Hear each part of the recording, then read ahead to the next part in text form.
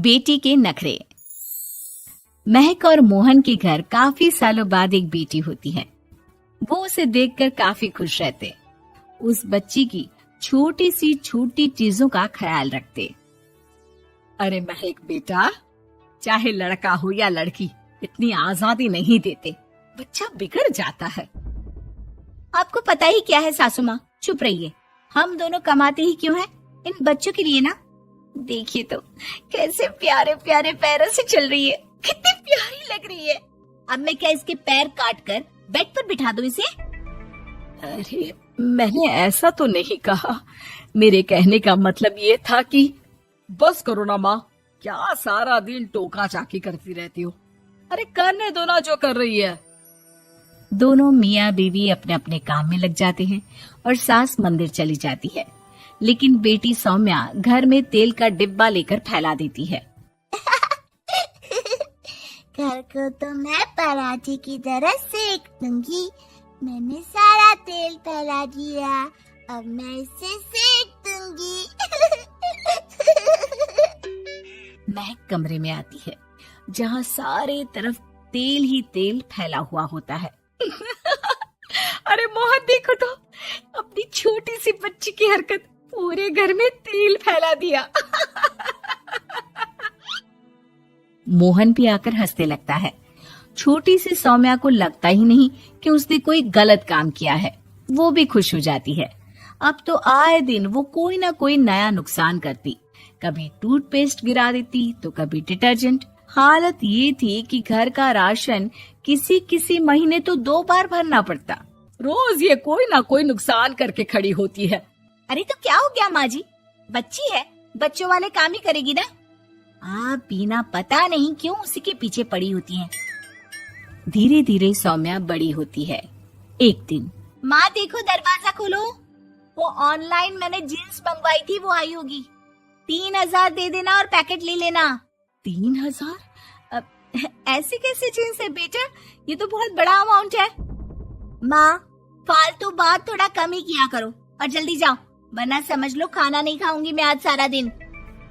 सास वहीं खड़ी सब देख रही थी, लेकिन अब तो उन्होंने भी बोलना छोड़ दिया था। अब तो आए दिन सौम्या के खर्चे बढ़ते ही जा रहे थे, कभी महंगी ड्रेस तो कभी दोस्तों के साथ पार्टी।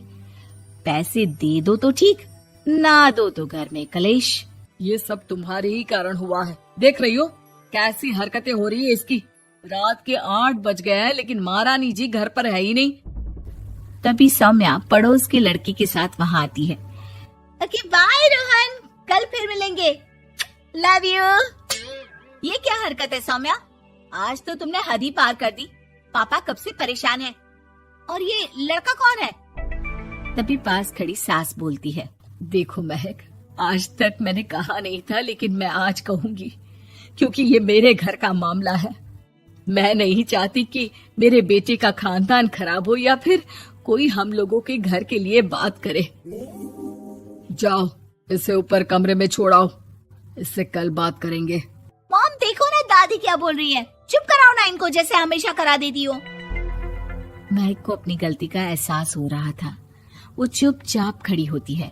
मोहन बेटी को अच्छे से कमरे में सुलाकर माँ के पास आता है। देखो ये लड़का ठीक नहीं है, अब तुम लोग इसकी शादी करवा दो, ससुराल वाले अपने आप देख लेंगे। शादी के बाद जिम्मेदारी पड़ेगी तो सब ठीक हो जाएगा। शादी अभी तो 25 की है ये। तो क्या 50 तक बैठाओगी? नहीं नहीं, ठीक कह रही है माँ, इसके लिए जल्दी से कोई लड़का देखता हूँ। अगले रोज सौम्या खाने के टेबल पर, मैं आप लोगों को बता देती हूँ, मैं रोहन से प्यार करती हूँ और उसी से शादी करूंगी। रोहन? वही ना सक्सेना का लड़का, वो सक्सेना जो पिछले महीने ही जेल से छूट कर आया है। वो जेल नहीं, काम के सिलसिले में अमेरिका गए थे। अच्छा, सक्सेना अमेरिका गया था तो क्या पैसा वैसा कमा कर नहीं आया? ये देख रही है ब्लाउज, उसकी बीवी ने सिला था मेरा। पैसे की कमी का रोना रो रही थी, पति को कोस रही थी कि जुआ खेलते पुलिस ने पकड़ा और लगी लगाई नौकरी भी छूट गई। दादी कुछ भी मत बोलो, दादी को चुप कराओ ना। दादी जो बोल रही है ठीक बोल रही है, तेरे पापा ने तुझे देखने के लिए लड़के वालों को कल बुलाया है, समझी? अगले रोज लड़के वाले सौम्या को देखने आते हैं और उसकी शादी मयंक से हो जाती है। शादी के बाद सौम्या मायके आती है। वाह माँ, कितनी अच्छी शादी कराई है आप लोगों ने मेरी। लेकिन मुझे कुछ दिन और यहाँ रहना है। अरे बेटी, ये तेरा ही तो घर है, जितनी मर्जी रह। और क्या, दमाजी कैसे हैं? अरे वो मयंक नहीं आया, कल शादी, आज तो अकेले, सब ठीक तो है ना? महक एक बार फिर सास पर चढ़ बैठती है। अब बस करिए ना माँ जी, अब तो ज्यादा ही हो रहा है। माना आपकी कुछ बातें मैंने नहीं मानी, लेकिन अब ये मेरी बेटी मायके आई है तो क्या उसका मतलब यही कि वो लड़कर आई है? हाँ पीना। सौम्या दादी की तरफ देखकर मुस्कुरा देती है, जैसे उन्हें चिढ़ा रही हो। दादी, मैं लड़का नहीं बल्कि ये बता कर आई हूँ कि मुझे कुछ दिनों के लिए यहीं रहना है, माँ के पास। मेरा मन धीरे धीरे ही तो ससुराल में लगेगा। अब अगर आप बोलती है तो चली जाती हूँ मैं। अरे नहीं नहीं बेटी, ये मतलब नहीं था तेरे दादी के बोलने का। सौम्या कमरे में चली जाती है और अगले ही पल जींस टॉप पहनकर बाहर आती है। माँ, मैं ना अपनी सहेली के घर जा रही हूँ, आने में देर हो जाएगी, खाना मैं वहीं खा लूंगी। सौम्या सहेली के घर चली जाती है। अरे सौम्या ससुराल से आई है, कहीं दिखाई नहीं दे रही। वो सहेली के घर गई है, काफी दिनों बाद बच्ची का मन कर गया होगा। महक रहने दे, अब इतना हल्के में ना ले। लड़की अब किसी और की अमानत है, घर में इतनी देर से आएगी तो लोग क्या कहेंगे। और होता भी ऐसा ही है। दरवाजे में पुलिस आती है जिसके साथ सौम्या होती है। ये आपकी बेटी है? जी जी, लेकिन क्या हो गया? पापा, मैं और रीना घूम रहे थे तो रोहन वहाँ आ गया।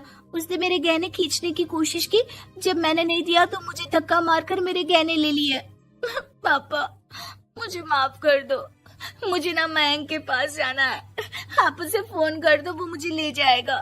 दादी, आप ठीक कहती थी, वो अच्छा लड़का नहीं है। कोई बात नहीं बेटा, मयंक का फोन आया था, उसे तेरी याद आ रही थी, लेकिन वो तुझे भी अपनी जिंदगी जीने से नहीं रोकना चाहता था। मैं उसे बोल दूंगी कि वो कल तुझे लेने आ जाए। अगले दिन। चलो सौम्या, मैंने आज रात की फिल्म की टिकट और 5 स्टार होटल में खाने के लिए टेबल बुक कर दी है।